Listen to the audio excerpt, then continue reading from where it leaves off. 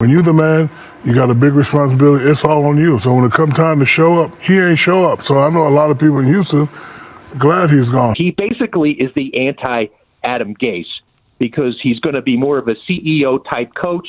I think he's going to have the personality that galvanizes the locker room. He's not going to be focused on one side of the team. U.S. Olympic gold medalist Clete Keller facing possible charges. Keller, who won swimming medals in 3 summer games, including Athens in 2004. Keller of the United States looks like he's going to hold on for the gold, and he does.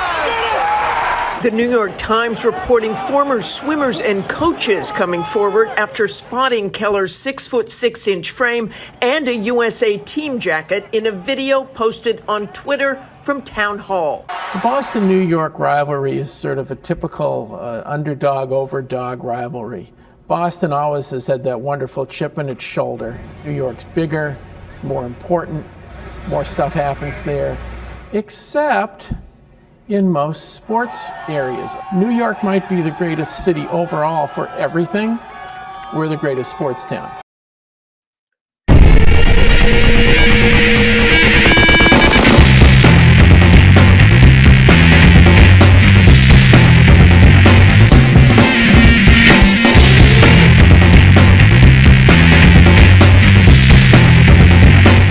Hi, once again, everybody. I'm Ed Berliner, and welcome in. The Man in the Arena once again brings you Sports Pulse. Yeah, baby, it's back after a long time, and those of you who lived in Boston will know all about the fact that this was the record-setting, this was the show in Boston for a lot of years, and now it's back. You know why we do it this way? Because now it's national, and we can have a lot more fun, and I don't have to worry about the management getting involved. How's that? That's so much better. We got a long way to go and a short time to get there. The fastest 60 minutes in sports kicks in. Thanks so much for joining us. Because we have NBA, we have NHL, we have UFC, we have Olympians, we have Shaq. We got Shaq basically lifting his leg all over James Harden. My God, it's a beautiful thing. Whew. And by the way, it is Hawaiian Shirt Friday, which I forgot to tell my guests, and they should know better. One of them should definitely know better, because when it comes to Sports Pulse, he was there. Although I'm still trying to figure out if he ever really wore a Hawaiian shirt. I can't remember. He just doesn't have the frame for the Hawaiian shirt. That's all part of it. You hear him on ESPN Radio, where he hosts, college football, NFL, NBA, NHL. The man is everywhere when it comes to ESPN Radio. He's putting everybody else out of business. Why not? Soon he'll be the only man standing in Bristol, Connecticut, which is not really far to think about if you consider what's happening in broadcasting these days. It's a pleasure to welcome my old buddy, the protege, Kevin Winter, joins us once again from ESPN Radio. How'd you like seeing that Sports Pulse, baby? That's the way to start the day. We got a little tingly. We got tingly. I'm not going to lie, my friend. We got tingly. And I needed you to tell me about Hawaiian Shirt Friday before I packed to come down here for 2 weeks. Well, so they're at home in my closet. But you should know, if it's a Friday show, you should know that was always de rigueur. But I have a dress code at work. I usually don't pack for coming on your show on a Friday. I don't think you even have a Hawaiian shirt anymore. I think one time, if I remember right, we had to get you one. I think we had to go to somewhere like Fields or something and find you one. I want you to dial in on a Friday afternoon, random show. Just call me up. I will show you my closet. I have like 10 of them. They're ugly as sin, and they're awesome. Kevin, trust me, the entire international audience right now, nobody wants to see your closet. Thanks so much for sharing. We are also joined today by a buddy of mine that I have known for a very long time. His first time now on Sports Pulse and the Man in the Arena. I have been trying to make sure that we get him on the air for a long time, and he is part of the overall content discussion today because there's something about Boston and New York, and as we relaunch the show and get into a lot of the regional stuff, I figured let's do the stuff from the East, the West, the South, and if you're going to do the East, it's almost, you have to have someone from New York and Boston involved, and we're going to talk about that rivalry a little bit later on. He is part of one of the great radio stations in America today, 1010 Wins, in New York City, where he is the sports director and the sports anchor and knows everything there is to know about New York sports. And if he doesn't, I'm going to bean him by the time the day is done. Now, he knows it already. Marc Ernay joins us today on the show. How you been, buddy? Your mic went bad. Your mic disappeared. Yeah, we lost your mic. Oh. Do we blame the rookie? Everything was working fine. Right? Say something. You're not there. You're not there. You have the mute on. I'm able to tell from my master control that you have the mute on your Unmute. side. Watch this. No, he doesn't. Okay. Wow. No, I know it's there. We lost him. This is great. I know it's there. You gotta check something because for whatever reason. This is a COVID broadcast. This is COVID. See, I don't have you. I don't have you. I have my volume turned all the way up. This is live radio. I love this. TV. This does that. Hey, look who's Wait a minute. Look, it's there. Wait a minute. Oh, there it is. What did you do? Did you hit volume up? I fixed what you broke. Oh, fixed what I broke. See, I didn't break anything. Okay, let's start again. How you doing, Marc? We lost him again. You went awesome. bye again. Where did you Marc, go? Are you using the what's the old Apple computer? He's using the tin can and the string. I swear that's got to be what it is. You were Marc, there and then you disappeared again. Yep. Don't hit buttons. Hang on. I'm a fix it. Oh, there it is. We got something. There we go. There it is. Okay. Unreal. See, now this is what you get for having. What do you got? What do you got? Windows ME. This is actually one of the new MacBook Pros. Oh, Good. Yeah. you're a Mac guy. You messed it up there early. I hope you're not a sponsor. Well, no. So- By the way, yes, indeed, we are taking sponsorships from Mac and Apple. In case you're listening, we can all use brand new Macs, and we'll put the Apple right up there. Ernay, especially. Can I talk about the Hawaiian shirt now? Yeah, you can. Yeah, sure. Because I already did, but nobody heard it. So I used to have an entire closet full, unlike Kevin, who only has 10. But I was under strict orders maybe 15 years ago to get rid of half of the collection. And then the woman who would become my wife ordered me to get rid of the rest of the collection and never replace them. So I have gone from an entire rack of the closet to zero. I can't, But representing the alma mater, Kev. See, and that's the other thing, too, that I forget here. You guys are both Hofstra guys, correct? Yes, we are. Although I lost my string, apparently. This is not good. Anyhow.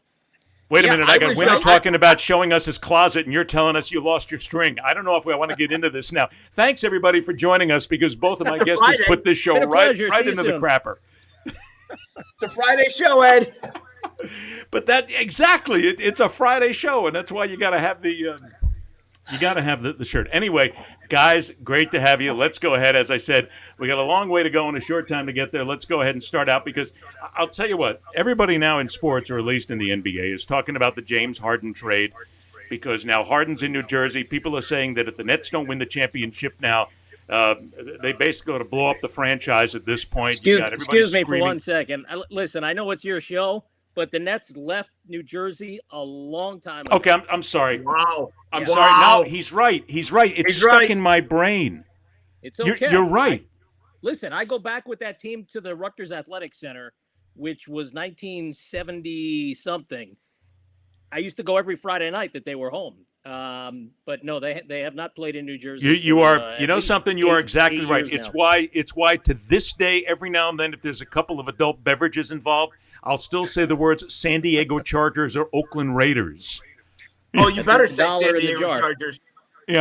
Instead of it just happened. So thank you very much, Marc. You have now been absolved for your technical issue at the top of the show. Very nice. Thank you. Let's go ahead and start out then, because the thing in this whole James Harden trade that I find to be the most entertaining. Shaquille O'Neal is a guy who is never afraid to say anything at any time. He doesn't give a damn, and why not? He's got all the money in the world. He's one of the best players the game has ever known, and he sits there and he pontificates. And thank God he nails it, because I'm getting tired of a lot of these so-called analysts who are former players who really have nothing to say or nothing intelligent to say, and they're basically adding cliches. James Harden, when he held his final press conference to say goodbye to Houston, Shaq used that clip on the NBA on TNT show, and it is absolutely classic Shaquille. Obviously, chemistry, talent-wise, just everything, and it was clear. like I said, these last few games. They just, from the beginning of the game, they were just aggressive. Veteran team, obviously, championship team, and one of the best teams that we have in this league. I love this city. I literally, have done everything that I can. This situation is crazy. It's something that I don't think can be fixed. So, yeah, thanks. When you say you gave the city your all, that ain't true. And I'm about to say some things, and keep in mind I have G14 classification to say these things. You asked for Dwight Howard, we gave him to you. Didn't work out. You asked for Chris Paul, we gave him to you. You asked for some shooters, we gave it to you. We asked for Westbrook, your homeboy from Little League, we gave him to you. Didn't work out. And when you say I gave you everything, I say no, you didn't. Because the last 5 games, when it comes to elimination, you're 1-4. You've been shooting 41%, 24% from 3, 32 assists, and 27 turnovers. I used to be like James. I used to come home and complain, man, he didn't do it. And my father, rest in peace, Sergeant Philip Harris, used to say, but what the hell did you do? He ain't do nothing. He ain't step up when he was supposed to step up. So, when you're the man and you make all the money, you make 30, 40 million a year, it's a big responsibility. Chuck has said this many times. When you're the man, you got a big responsibility. It's all on you. So when it comes time to show up, he ain't show up. So I know a lot of people in Houston glad he's gone. So now he got his little super team. He got to win this year. If he don't win this year, it's a bust. And I think he's right on the money because I'll tell you what, James Harden's a talented player, but my God, what a wanker, what a whiner with all this, with all that he was given. Doesn't all of this go to what we're seeing in the world almost, which is self-accountability? We don't have any anymore, and we don't hold people accountable anymore when it comes to accountability and all this other stuff. Because Shaq was right. The first thing I thought of when I heard James Harden mention, I've done everything I can, all I could think of is 27 consecutive missed threes as a team against the Golden State Warriors. You didn't do everything you could. You have been an absolute abject disaster in those elimination games. I get really bothered by athletes like that. I'm not one of them. I'm not good enough to be that. But you can't say you've done everything you can because you didn't. Mark, I think it's fair, and the people in New Jersey right now are the ones who are either going to get themselves up. New Jersey, there you go again. Okay. The ones That's that $2. that's 2. I owe you 2 right there. The Nets fans are the ones who are going to find out very quickly if they've got themselves a bust on their hands, and the franchise without him basically sold their soul for a guy who doesn't give a damn about anybody else but himself. Well, you know what? I mean, the Nets made that big trade years ago with the Celtics, as you guys are well aware, for Pierce and Garnett and Jet. And that certainly didn't work out. And they mortgaged the future, and that was a bust. But this, I don't know. I'm a little more optimistic, and I would like to see, first of all, let's get the 3 guys on the floor together, hopefully tomorrow, with KD and Kyrie and the Beard. And let's see what happens, because I'm holding out hope. I'm waiting for this team to win a championship for the first time since it was in the ABA, playing at Nassau Coliseum, and Dr. J led them to a title. Mm-hmm. I've been waiting 40-something years for them to lift a trophy. And obviously they made those 2 back-to-back finals against the Lakers and Spurs back in the early 2000s. But it's been a long dry spell. 20 years is a long time. I'm going to give it a chance, and we'll see if it can succeed. We know super teams take some time to develop. The problem that you have is in an abbreviated season like this, you don't have a heck of a lot of time to shift from first gear to fifth, but it may take that time. And I listen, this is a playoff team no matter what. So I think even if they qualify in the bottom half of the conference, they should be able to get it in gear when the spotlight gets brightest. But isn't this my fervent hope? But the problem is, and we've heard this from a lot of people the last couple of days, there's only one basketball. If they had 3 basketballs, right, everybody would be happy. The big 3-headed monster would be thrilled. They only have 1 ball, and what are they going to do with it? And somebody's going to have to take a back seat, and somebody's going to have to be in the passenger seat in the front row. I think this is KD's train, if you will, to mix metaphors. This is KD's train to steer or to engineer. And I think if it's KD, Kyrie, and Harden in that order, then they'll be fine. And obviously, what happens with Kyrie, he's got to come back after sitting out the last 5 games and serving now a pretty hefty fine, or paying a pretty hefty fine, and a lack of, I think he's lost $800,000. Yeah. He's been docked his game checks now. Let's see if he's on board mentally 100%. We need that, or the Nets need that at least. And I think that there's a chance that this can succeed. I'm not going to write it off like so many people are and say this is an abject disaster. Because well, but that's just the point here. You want 100% of your team to buy in, and you need that when you've got superstars there. And this is a guy who's already shown that give him everything, and he's not willing to buy in. He's a whiner. If you don't give me what I want, and still Shaq is right, because he wasn't exactly the leader that you needed. Now, granted, he's got 2 other guys next to him, and you got Durant there as well who can take the reins. But if you're a Nets fan, aren't you worried that there's going to come that moment when this guy is going to just take a dump all over his teammates again? If there's any sort of an extended losing streak, something happens, he doesn't get the basketball enough, he has shown the proclivity to be able to make it all about him. And if he does that, there's your disaster. If I'm a Nets fan, I'm worried about the other shoe dropping with this guy. I actually would be worried about Kyrie before I'm worried about Harden.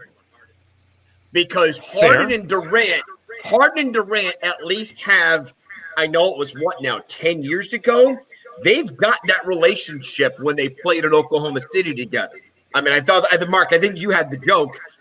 Just go ahead and trade Russell Westbrook and Kyrie straight up, and we recreate the Thunder from 2011, right, which is kind of funny. But I would be more worried about Kyrie. As much as we complain about Harden has always had to be the guy with a number 2 running mate. Well, right now, he doesn't have to be. If he wants to be, he can be, and KD can say, the team's yours until I take the team in crunch time. Crunch time's going to be the most important part. But who's saying, by the way, it's going to be an abject disaster, Marc? Is that just a fear factor among Nets fans? Or is that part of the New York media? No, I've seen it in a lot of different precincts over the last couple of days since the deal was official. They gave up a lot. They gave up 3 number 1 picks. They gave up a couple of really good players. Karis LeVert is a star in the making. Right. Jared Allen, I think, is one of the top centers in the league. The couple of, Taurean Prince, great role guy. Rodi Kuritz, who's been a 2-way player the last couple of years with the G League, I think will eventually come into his own. But, are these pieces that they're giving up, or were they going to win a championship? And I think the answer, most people would say, exactly, they would agree with you and say, no, these were not championship components. But James Harden instantly makes this team a title contender. It was already one of the favorites for the Eastern Conference, but now title contender, no doubt. The only problem that I have with anybody saying that they need to win this year like Shaq did, or it's a bust, let's remember the Nets also have Spencer Dinwiddie, who's out for the season. Terrific guy in the lineup, and clearly would be the 4th option on this team. Won't be back until next year. So again, I'm not going to call it a disaster or a bust if they don't win this year. Now, if they have everybody in place next year and they don't win, then maybe you start to lean toward this was not a good deal. But for now, can we let it play out, please? Well, that kind of slides into another issue here. No. The Nets, look, here's what it is right now. Nets fans going, oh, please, don't kill us this soon. We need time. That kind of slides into the next issue here.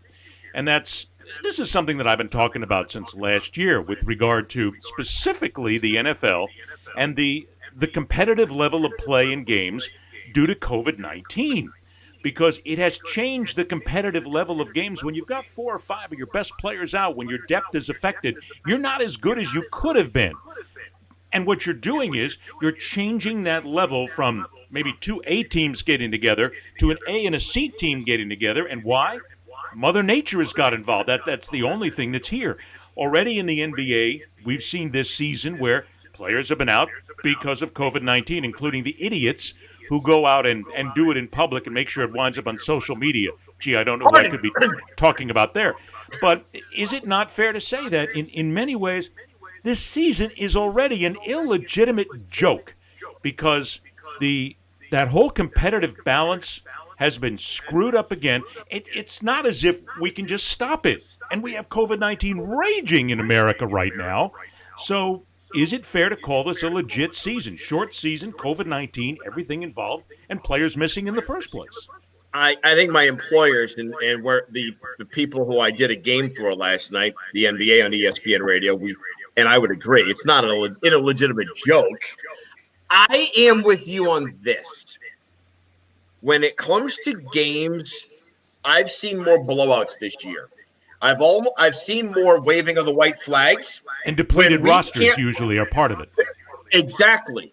Which not to take us down a different road here, it does lead to the question, are we going to a bubble for the playoffs? Because that actually was high caliber basketball. And if you have these blowouts in the regular season and these games where guys are just like, you want to know what, we're done. Even on national television, Christmas Day, Monday is going to be a prime example. What does Monday look like with Martin Luther King Day? A lot of national televised games starting at noontime. Are we getting blowouts? If that's the case, that may lead to no fans in the stands. If that's the case, we're going to the bubble. Yeah, but can you go to the bubble now? See, okay, but if you go to the bubble now, you're still going to have people. You're going to have a 2-week quarantine period at least to make sure that your bubble is clean by the time that you get there, and then you're going to have. We're lucky the season hasn't been shut down yet. Well, that's my point, and not only that, but you have players, and I have no problem saying this whatsoever. NBA players are the most irresponsible athletes in professional sports. They don't give a damn. These are the ones who it's all about them. It's all about the cash. It's all about everything else. It's all about the glory that's involved. They're not paying attention because we've known for a long time that players run the teams, including the high-ranking players on the teams. They're basically in charge. It's not the head coach. It's not the general manager. So do we really think that NBA players are going to be responsible enough once you get into the bubble to say that, oh, I'm going to stay here? I don't have that kind of confidence. They did last year. Not at all. They did last year. They did last year. Last year was a successful bubble for the most part. You're right. Indeed. For the most part. Who was the guy for the Rockets with the masseuse? Yeah, no, that's a different story. Because we still have now in this country more of a laissez-faire attitude than we've ever had before. I agree. Let's go to California. 1 out of every 3 people are now infected with COVID-19, and they've run out of beds. The hospitals are in crisis mode there. So for whatever reason, it seems like we've gotten to that point where people, it's okay, don't worry about it, I'll be fine, I'll get my shot and everything's good. I just don't think that it would have been nice to be part of the bubble, but I think the NBA needed the bubble before they got to this point. I think it had to start right from the top of the season. That's why I think the NHL got it right last year. But didn't they do the same? Right, well, that's my point. That's my point. But now everybody is sort of doing it. They're all kind of guessing, and they're all kind of going, well, we can get by now. Everything's okay. No, I don't think so. I'm waiting now for the disaster to happen. I'm hoping I'm wrong. I understand what you're saying. Now, all right, so you're saying the NHL got it right on the delay of the season? Yes. That's what I'm missing. Because, from the delay of the start, it was a quicker restart for the NBA, no doubt. Well, but the NHL also got it right last year when they said, we're starting, boom, bubble, right away. So did hang on. So did the NBA. Remember, the NBA on the restart went to the bubble. Right, on the restart, yes. On the restart, correct. When they both restarted, they both went to the bubble. They were dead on. The NBA was the first to shut down. The NHL was next. They all followed the lead. I think we can agree the bubble worked when it comes to that. And this whole premise took off on the idea of competitive balance, right? The competitiveness of competitive games. By the way, this is why I love talking to you guys, because we're just all of a sudden going to go like this. We're going to weave. I mean, we got a 3-man weave, and the balls are flying anywhere. Princeton offense. Oh, yeah, Princeton. Forget it. Razorbacks from Arkansas, baby. We hit the bubble, and you hit the bubble, and you had a lot of good basketball being played there. You're not getting that now. It's getting a little better, but not as much. And I think if you go to the bubble, you get better basketball. Well, but Those games last year were incredible. Something else to say about the bubble here, though, that I think we have to bring into the conversation. Look, Gary Bettman's already said that they're going to lose billions for a sport that cannot afford to lose millions right now. So you don't have fans in the stands. You don't have the usual revenue that you have coming into all of these sports. Are we not looking at that this is going to force a radical change in at least the NHL, maybe even the NBA? Because if you don't have the money coming in, got to come in from somewhere. And it seems to me like the NBA could probably exist if they had any sort of a problem, if they had to shut down again without the fans. NHL can't exist. No. The NHL right now is going to go. Right. I mean, you're going to have franchises going belly up because they can't afford it. Now, look, wait, let me back up. They can afford it. You and I both know. We all know there's a lot of money sitting there in the back of the bank accounts.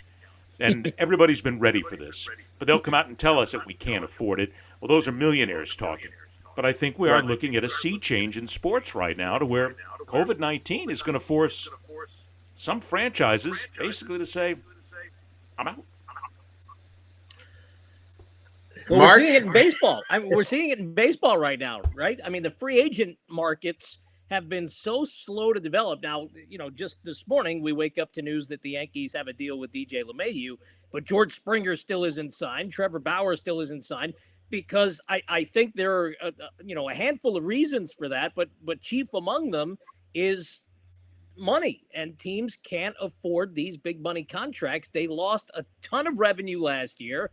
And at the moment, if the season is going to start on time, if spring training is going to start a month from today, and the season's going to start the end of March, early April, who knows if fans will be allowed and where fans might be allowed.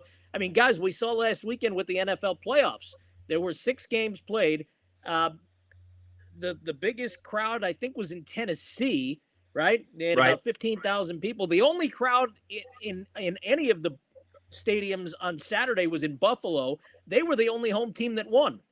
And then there was only one home team that won on Sunday. So the home teams went 2-4 last weekend. A lot of that has to do with the fact that there's really no home field advantage because there's not enough of a crowd to make a difference. And when you get to baseball, and we saw it last season, there was hardly any crowd anywhere until we got to Texas, right? And the the National League Championship Series and the World Series.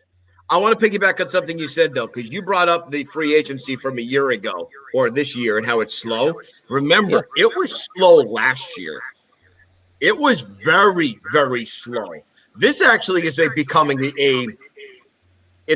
a very scary trend that I know agents and those who are on the player side, they don't like.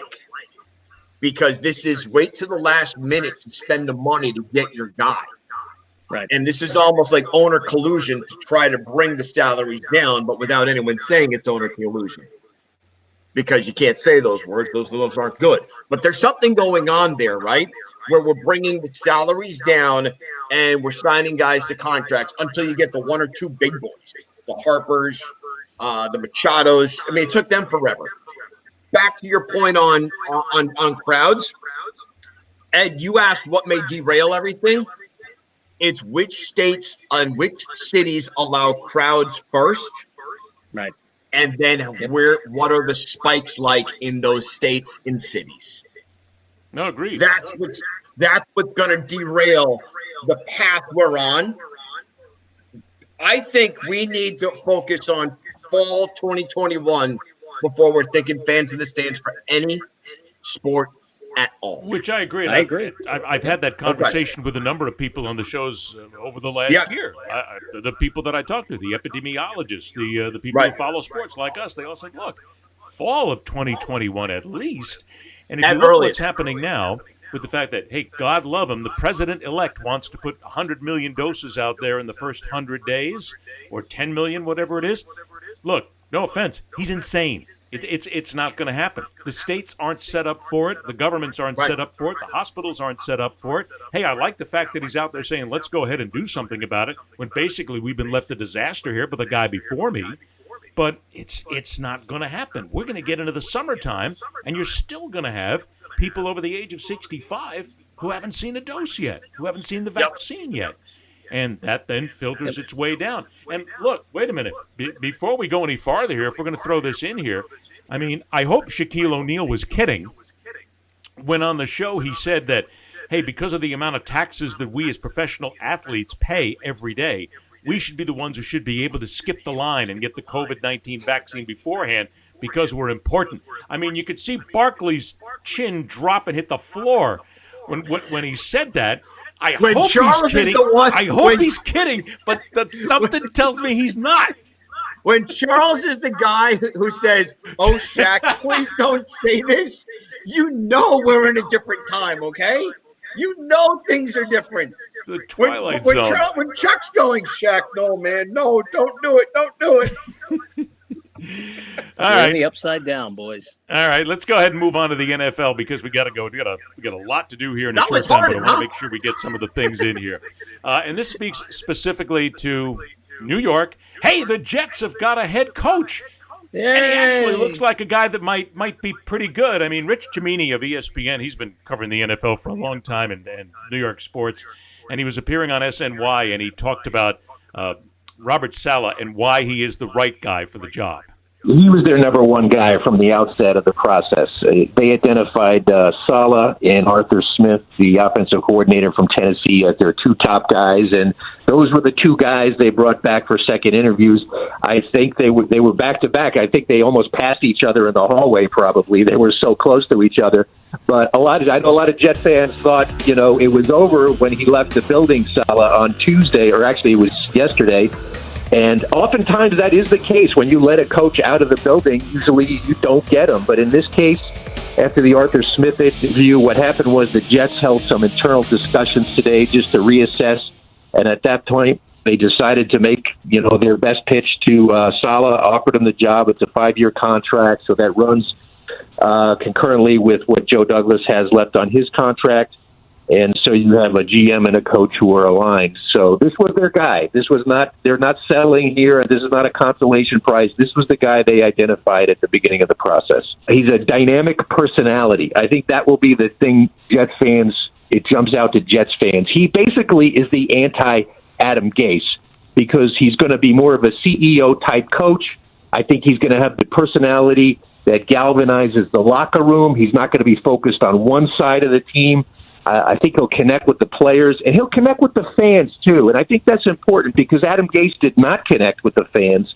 And so the Jets have a very he's basically a Pete Carroll clone, which is one of his mentors. You're going to get a very positive, upbeat, energetic guy who always sees the glass half full. This is a beaten-down team. I mean, it was a rough 2 years under Adam Gase, even last year when they went 7-9 and had a somewhat positive finish. It was a team that was beaten down. There were a lot of players who were unhappy, most notably Jamal Adams and Le'Veon Bell. And there were a lot of injury controversies, as I'm sure you guys can recall, over the last couple of years. So I know from talking to players, even after the season ended, there was just a lot of mistrust, with the coaching staff. So I think Robert, that's number one, is he got to, build that trust with the players and move on from there. It's an enormous task to try to change this culture, but I think they have a guy with the personality who can get it done. I mean, let's be honest. First of all, to be the anti-Adam Gase, all you need is a personality of a piece of toast, and you could pretty much secure that without any problem whatsoever. Okay, because we got a lot of NFL stuff, and I want to get it all in here and get a comment from both of you. Let's go with some quick hits here. Marc, I'll go ahead and start with you on this one. It's is amazing. He the right guy, number one? And why should Jets fans trust that a management and an ownership that has screwed a franchise for so long, why should they trust them that they're going to make the right moves down the line to make them competitive again? The funny thing is, I think it was 2 years ago today that Gase was introduced, and immediately Jets fans who know football realized that they were getting a guy who could not succeed in Miami, who was not a good coach of the Dolphins, and you're bringing in a guy from a division rival to coach your team and hopefully develop your quarterback, Sam Darnold, and he did not. Sam took 2 major steps back the last couple of years. The team was terrible. The hire was terrible. And so not only is he an anti-Adam Gase, but he's also a defensive guy, Saleh, defensive coordinator for the 49ers the last 4 years. What makes this different, Ed, and you talked about ownership, they stayed out of it. They left it to Joe Douglas, the general manager. They said, you're in charge of this hire. Find your guy, then bring it to Chris Johnson, and that's exactly what they did. Yeah, but will they continue to do that? Well, here's the thing. As opposed to the Gase hire that was universally panned, this one is being universally praised. And so right off the bat, there's a 180-degree difference. Will management stay out of it? Well, this is an interesting thing because Woody Johnson has been an ambassador over, I think, in the United Kingdom for the last few years in the Trump administration. That deal is coming to an end. Is Woody going to come back now and take the reins of the team again? Who knows? But you know what? The players like Woody Johnson. The fans had no major problems with Woody Johnson. And I think, again, like with the Harden trade, let's see how things play out. You know, they've got the number 2 pick in the draft. Obviously, Trevor Lawrence is Jacksonville bound to go play for Urban Meyer and the Jaguars. So what do you do with that number 2 pick is the big question. And a lot of people are thinking that they'll trade out of that slot. I'm not so sure. I don't think they're going to use it on a quarterback, frankly. But, Devontae Smith, the Heisman Trophy winner, is a dynamic receiver, would do great on special teams. He could be Tyreek Hill 2.0. He's a little smaller than Tyreek Hill, who, by the way, was a 5th-round pick. I looked that up because somebody has suggested right off the bat that the Jets take Devontae Smith number 2. So it's a big risk. But this is a playmaker who could change everything if he can succeed in the NFL. What do you think, Kev? All right. I actually like the hire. And as someone in New England, as a Patriots fan, this just now makes the challenge to get better that much more difficult because you actually have teams in the division who are getting smarter. When for 20 years they were dumb and they were stupid. And it was easy to sit there and just roll through the division. I have said all along to my Jet fans here at One ESPN Plaza, you keep Sam Darnold as your quarterback.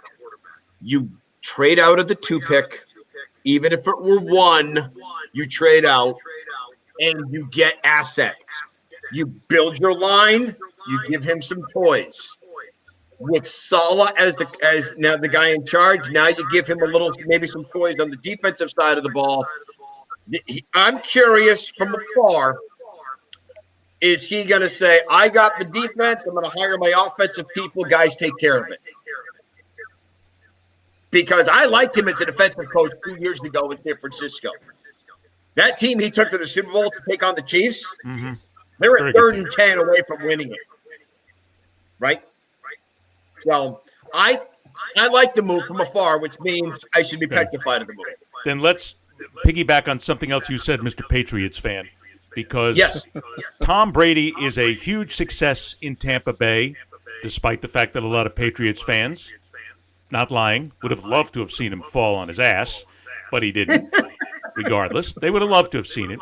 Is the fact that, and everybody has called Belichick, I mean, he's the Jedi master for everything that he has done over the years. He always gets everything right. Well, he didn't get everything right this year. So the question then I begin with you, Kevin. Does Tom Brady's success in Tampa Bay basically mean that we've proven Bill Belichick isn't this marvelous Jedi master who gets everything right because he wasn't ready for Brady to leave, and the team right now is a disaster? Man, I feel like I'm going to play the Marc Ernay role here, which is we need to take some time on this. He's suddenly the voice of reason. Wow. No, what's a bigger accomplishment, Brady winning 11 or Belichick winning 7 this year?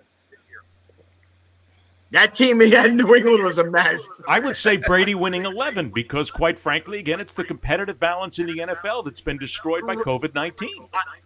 Okay, there's that. And Belichick made the wrong move entirely. Cam Newton sucks. Let's stop. He's not good anymore. No, I agree. Cam Newton's he cannot play quarterback in the NFL for a winning franchise. Let's agree with that. He wants to play NFL. He wants to play NFL quarterback for a team that's, pre-Urban Meyer taking over in Jacksonville. Go ahead. You want to be for a competitor? You can't do it. He doesn't have the arm strength anymore. I don't know what the plan was for Brady.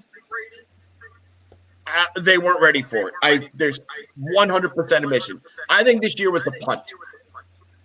A punt on this year. You have no salary cap. You then lost all of your guys. Which you're allowed. I mean, let's face it. Everybody's allowed You're to allowed rebuild. to punt. You're absolutely. I mean, the only difference is you were competitive up until you're allegedly in the hunt for a playoff spot up until what, week 11, 12? Again, in a depleted NFL. I agree. But Ed, let's remember, part of that depletion was also your team as well. No Patrick Chung, no Dante Hightower. Two of your stalwarts on the defensive side are gone because they just had young babies. By the way, all babies are young. Way to go, single guy.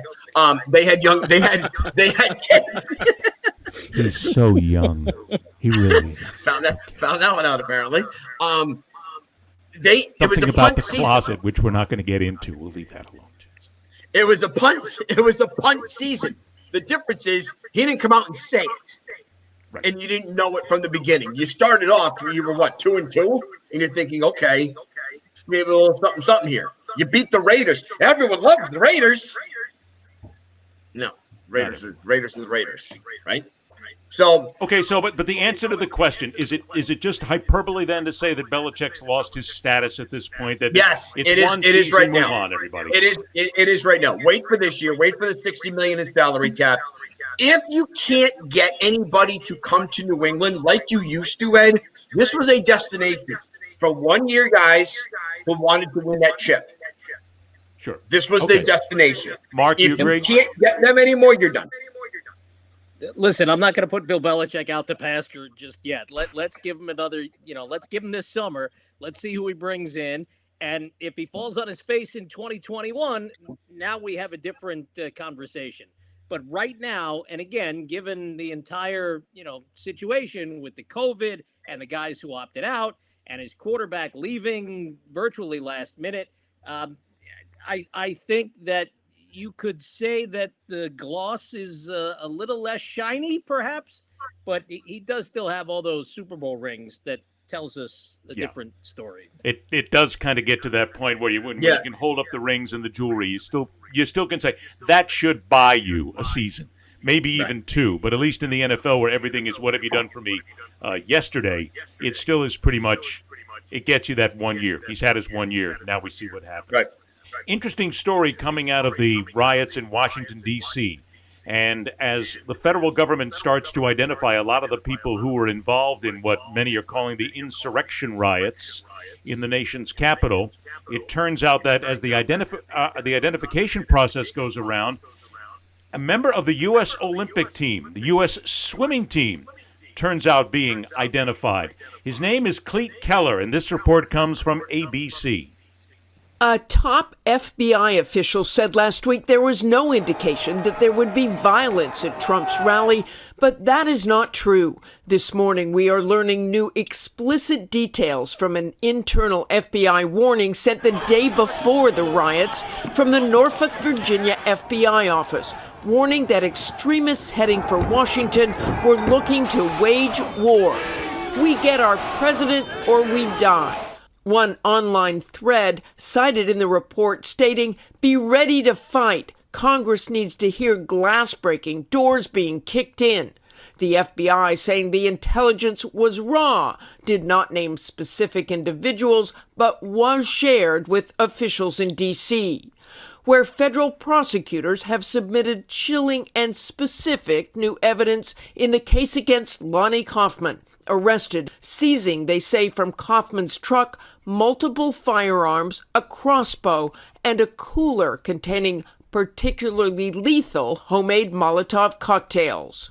Investigators also revealing this handwritten note where they say Kaufman lists federal judge David Hamilton as a bad guy, as well as Congressman Andre Carson, calling him one of two Muslims in the House of Reps. And officials have now arrested 45-year-old Louis Capriotti of Chicago, who allegedly threatened to kill members of Congress at the inauguration, in a December 29th voicemail saying, "We will surround the expletive White House." I think people are going to be shocked with some of the egregious contact that happened within the Capitol. We're looking at significant felony cases tied to sedition and conspiracy. The FBI also tracking hundreds of others who stormed the Capitol, including names that shocked many. U.S. Olympic gold medalist Clete Keller facing possible charges. Keller, who won swimming medals in 3 summer games, including Athens in 2004. Keller of the United States looks like he's going to hold on for the gold, and he does. The New York Times reporting former swimmers and coaches coming forward after spotting Keller's 6'6" frame and a USA team jacket in a video posted on Twitter from Town Hall. Keller resigned from his job Tuesday, and USA Swimming telling ABC News, "We in no way condone the actions taken by those at the Capitol last week." It is important we put everything in context here with regard to Clete Keller. But the question now is this. Keller has already resigned from his job, as the report said. He is involved now in a federal case, and the feds are right on him because they have identified him as part of those who were inside the nation's capital. I have friends of mine who are part of the U.S. Olympic Committee, friends of mine who have participated in the Olympics for well over 30 years. And pretty much out of every single one of them I've spoken to, they said the same thing. Clete Keller needs to be kicked out of U.S. swimming. He needs to be kicked out of any Olympic-connected organization whatsoever. Perhaps there's even a possibility that they can take away his medals. Of course, he keeps them, but there needs to be some kind of notation, they claim, for who he is and what he did. We are not going to get into the politics, left versus right versus independent on this, gentleman, but the question is, and Marc, I'm going to start with you. Because he is involved in this, do we then need, is U.S. Swimming, the U.S. Olympic Committee, the people such as this, should they take him and punish him for his role in the D.C. insurrection? Well, let me ask this, because I'm not, listen, I'm going to be perfectly honest, and I've covered every Olympics going back at least the last 15 or 20 years. But to be honest with you, I think a lot of people, and I'm not the only one, associate U.S. swimming, the men's, with Michael Phelps and whoever else is on the relay team. And not a lot of people remember that this guy swam with Michael Phelps on the same team. But here's my question. What is his involvement now? He's retired, isn't he? He is retired, yes. Okay, so it's not like he has any involvement anyway. I would say if we're gonna take him out of the mix in USA Swimming, then he can't coach. He can't participate in any reunions that Team USA would sanction, perhaps. But beyond that, what good would taking his medals away? It's shaming him. It's shaming him. Yeah, but it's isn't shaming he shamed him. I mean, already? think about it. I understand probably the only thing you own that says USA on it might be your USA swimming jacket. But you wear your USA swimming jacket to that? You're not exactly dealing with Mensa candidates here. No, I agree. It's a terrible look, but if but so to your point, what does it accomplish? I think it's shaming. Marc, I think it is shaming him. And I have no problem with that. Does it really accomplish anything, though? I mean, obviously his job has booted him out because he's been using his Olympic medals and his Olympic status in his real estate career out west. They've already bounced him. He's shamed enough. Is there anything really that they can do that would make any sort of difference whatsoever? Because if the government's involved in this, he's got a really good opportunity of winding up in a federal prison somewhere because of what he's done. So is that in itself not enough punishment? I think it's enough. I mean, if that's in fact what happens. Now, if he should skate on some sort of technicality, then maybe you pursue some other means of punishment.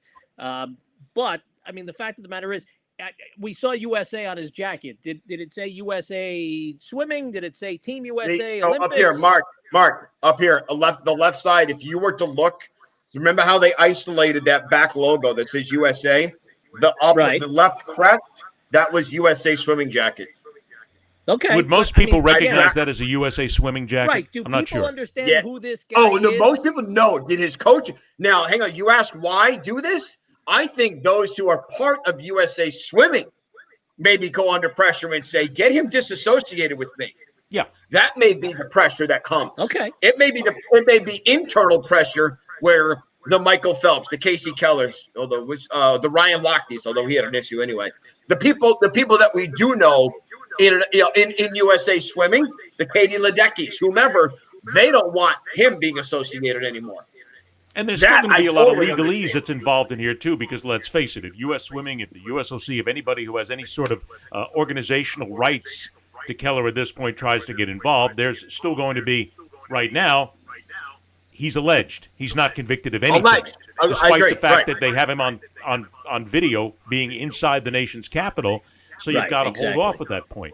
I think, again, it's you've still sort of, and I learned this early on in my news career, you've still got to go through the procedure where it's alleged, where you're charged, where you have to be convicted, and we have a lot of people who are being arrested. Now, if Keller gets arrested, it's another story altogether, and a lot of it's Katie by the door at that point, but you've still got to get to that point where he is convicted of something. Still, from the optics standpoint, to be inside the U.S. Capitol as part of that mob, that's got a pretty heavy burden to bear right there. Yeah, so I would say disqualify him from anything Team USA related. But again, it was like when you took Reggie Bush's Heisman away. What does that accomplish? Yeah, it really doesn't. I mean, the medals are his. They won him. He's got. What are you going to do? Strike him from the record books because it's going to sit there? You can't scrub a relay guy. The anchor leg of the relay can't be. It can't be Michael Phelps, whoever ran the second, whoever ran the third, and then a blank space because. Look, the last time I checked, a guy who, without question, even though he wasn't convicted of it in court, murdered 2 people, is still in the NFL record books. There's nothing you're going to do about that, as much as you'd like to remove him from it. All right, last thing here. And tweeting. And oh God, please, yes. and don't worry about it. He's still looking for the killer. Yes, on the golf course. On the golf course, which is where he's been since day one. All right, last thing to get to here, and I want to make sure we get this. There's a lot of things that we had to take out. We'll do it again. We have to get this group together again because it's way too much fun. But having the Boston and the New York connection. I grew up in New York. I lived in Boston. I knew exactly what it's all about. I was there when the Red Sox broke the curse. And quite frankly, it was my responsibility because until I moved to Boston, you guys didn't win a damn thing. All right? So I'm taking complete responsibility for that, okay? It is still the rivalry between Boston and New York. Let's set the stage. This is a 2012 report from CBS This Morning, anchored by Jeff Glor. And remember, this is 2012, where they delved a little bit deeper into the rivalry between Boston and New York. The rivalry runs deeper than sports and goes back before the Babe. But in the last decade, it's been more intense than ever. Which means it's been especially interesting, exciting, Damon now 0 for 8. At times heartbreaking. If you're a New York fan in New England. There is nothing higher as far as the anticipation levels that I'm feeling. Or a New England fan in New York. I think I became even a bigger Boston fan by living here, because you're amongst the enemy, so to speak. New York native John Morgan boldly displays his team's colors directly outside his Boston doorstep. Tell me about the flag that flies outside your home. Every day? Yes, during the football season it does. You are not shy in your fandom.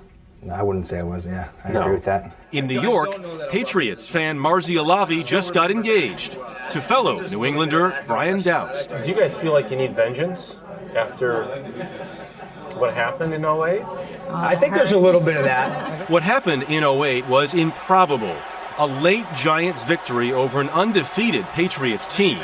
The latest chapter in this epic sports saga. The Boston-New York rivalry is sort of a typical underdog-over-dog rivalry. Boston always has had that wonderful chip in its shoulder. New York's bigger, it's more important, more stuff happens there, except in most sports areas. New York might be the greatest city overall for everything. We're the greatest sports town. It's hard to argue they haven't proven that in the last decade. With 7 major championships for Boston teams, including a curse-busting comeback in 2004. I don't think there's been a better time to live in New York and be a Boston fan. Now add this Super Bowl to the mix, as fans of all ages talk trash.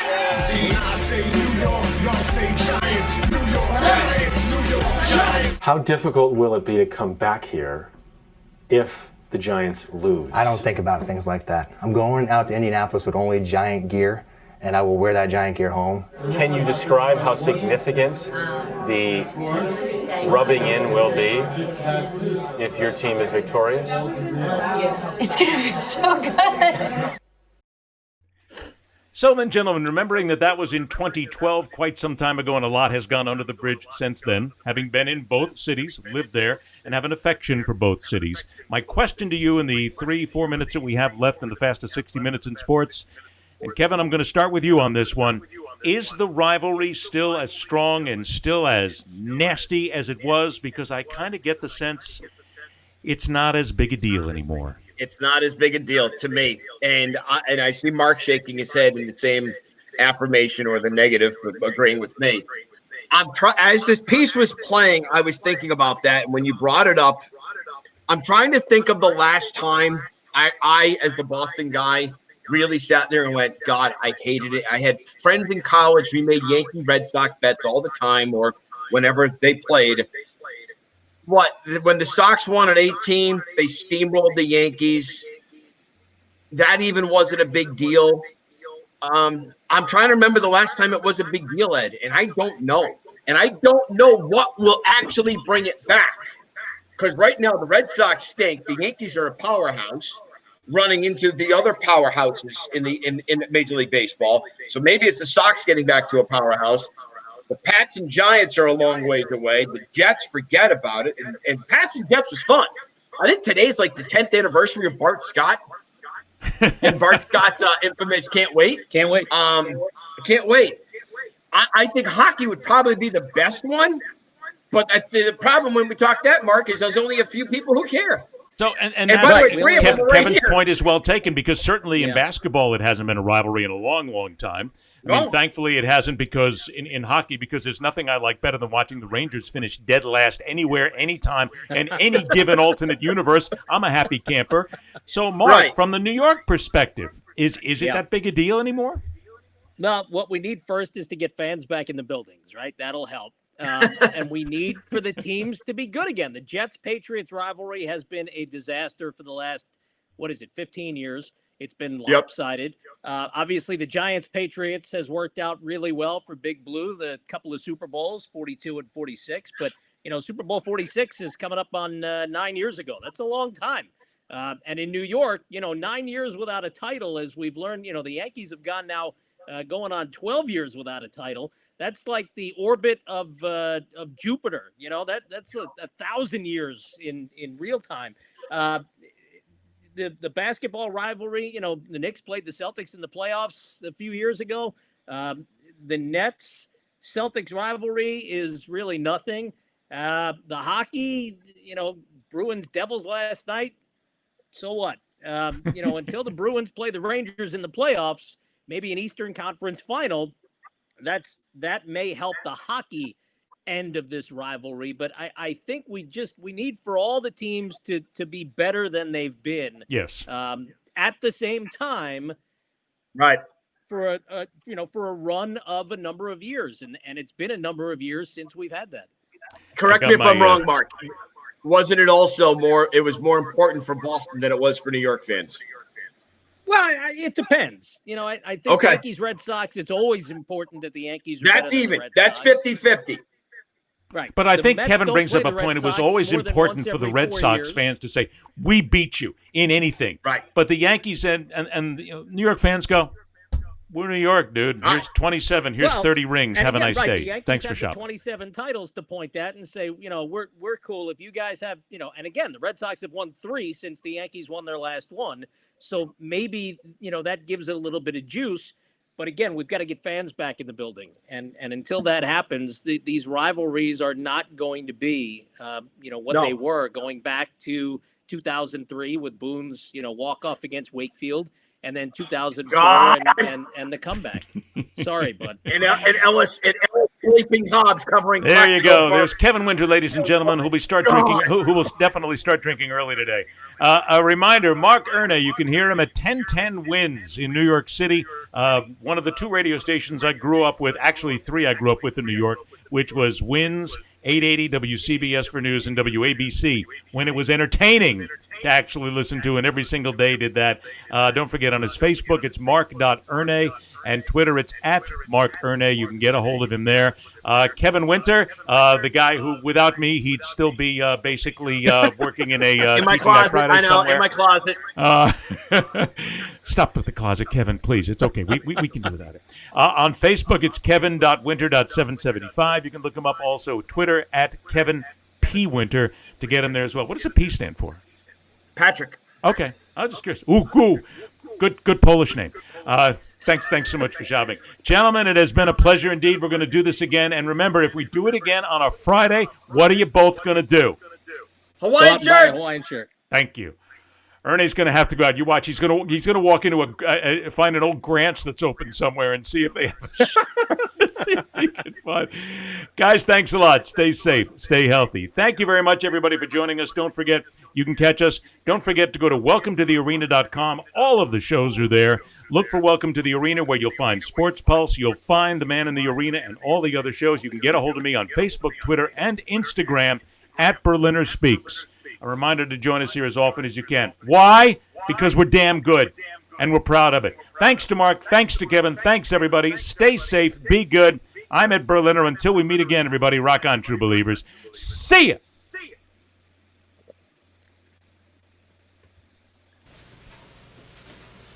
You're still here? Are you not entertained? It's over. All right, hey. All right, good job, guys. Let's just not come in tomorrow. Let's just take a day. Go home.